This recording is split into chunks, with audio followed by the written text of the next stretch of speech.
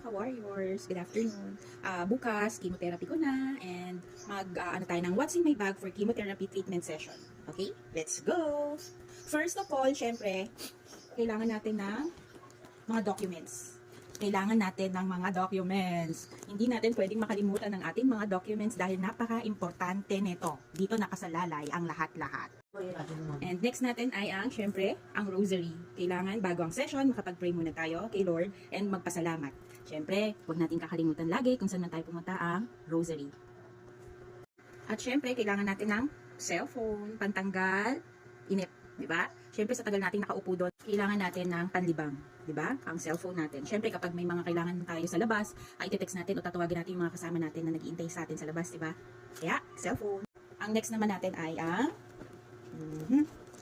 syempre, kung may cellphone, may headphone para marinig natin sa mga tenga natin. Hindi tayo makaistorbo sa kapwa natin pasyente kasi yung ibang pasyente kailangan na magpahinga or natutulog sila, so kailangan natin mag-headphone.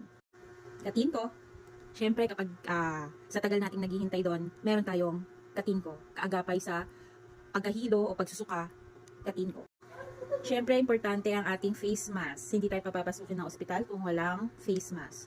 Para avoid na rin sa mga taong may mga sakit. Kasi tayong mga nagki-chemotherapy, vulnerable tayo sa mga may sakit or mga viral infection. So, kailangan natin ng face mask. Syempre, ang ating water. So, kailangan natin ng water to hydrate. Diba? So, during chemotherapy, kailangan umiinom-inom din tayo ng water.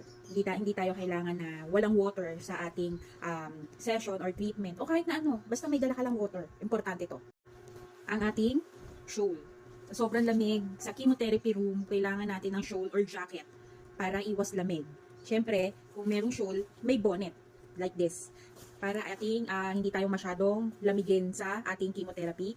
So, kailangan may bonnet like that. Diba?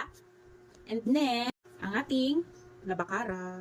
Siyempre, para may pampunas tayo ng ating pawis o kapag kumakain tayo, may pampunas tayo ng ating bibig. Kailangan may labakara. Of course, mga ka-warrior, siyempre yung ballpen. Importante meron tayo laging kasamang ballpen para just in case na may pipirmahan tayo or may susulatin tayong documents, may ballpen na tayong kasama. Hindi na tayo manghihiram. Ballpen. Ito ba, mga ka-warrior, small stool. Kasi nga, during chemotherapy ko, talagang ngalay na ngalay yung mga paa ko. So, kailangan kong itaas yung paa ko dito sa stool. Kasi sobrang, ang sakit. Hindi ko alam. Ako lang ba yung nakakaramdam nun na masakit yung paa? Na parang ngalay na ngalay ka. Siyempre, sa sobrang tagal natin nakaupo, di ba? So, kailangan naka-elevate din yung ating mga lower extremities. Siyempre, mga ka-warrior, ang